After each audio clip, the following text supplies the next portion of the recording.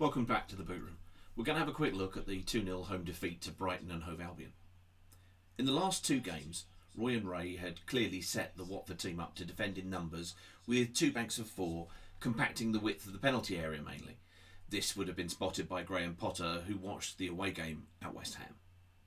Numbers were constantly congesting behind the ball, but the player pressing the ball was once again strangely passive, at no time threatening the ball and at no time threatening to win possession.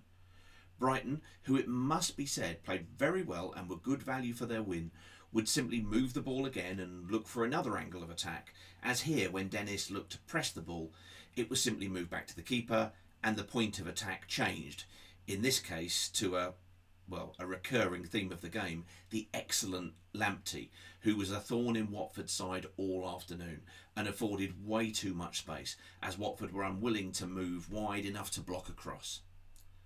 The ball is worked inside to Maupay, who strikes the ball first time but wide, and this was almost a rehearsal for the first goal, but was also the start of another recurring theme.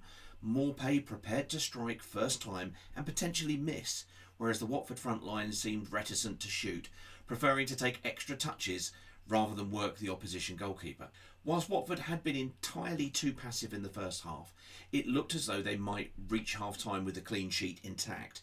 But Brighton moved the ball from side to side again, and at this point Watford's shape looked compact, but Brighton are moving the ball to Lamptey out wide, and once again he was not closed down, and in the build-up, two Brighton forwards have moved to occupy Cathcart and Samir, moving them out of the way and leaving Maupay unmarked in yards of space.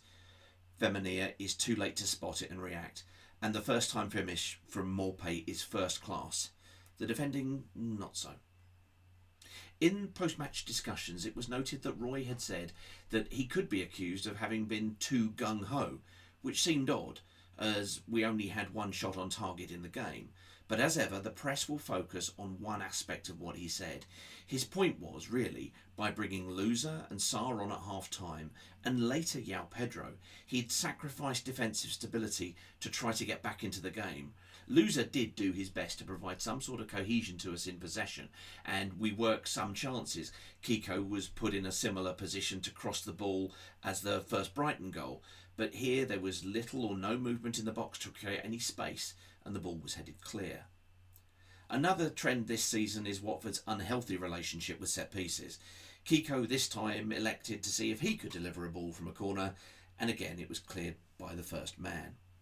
Here Kiko delivers another set piece into the box, once more cleared simply. However, Dennis picked up the ball and was able to beat four players and struck the crossbar, a reminder of the qualities he has and what a threat he can be. However, it is unreasonable to expect him to have a moment of brilliance literally every single game. The second Brighton goal in the 83rd minute might have been at the forefront of Roy's thoughts when he lamented the lack of defensive discipline and used the word gung-ho. A Brighton corner was played over Sarr, positioned as first man, and both João Pedro and Sissoko contested the same ball with Brighton's Webster. The ball fell and Webster reacted quickest to steer the ball past Foster and Femenia and their best efforts to block the effort. The Brighton fans will have enjoyed their trip back down to the south coast.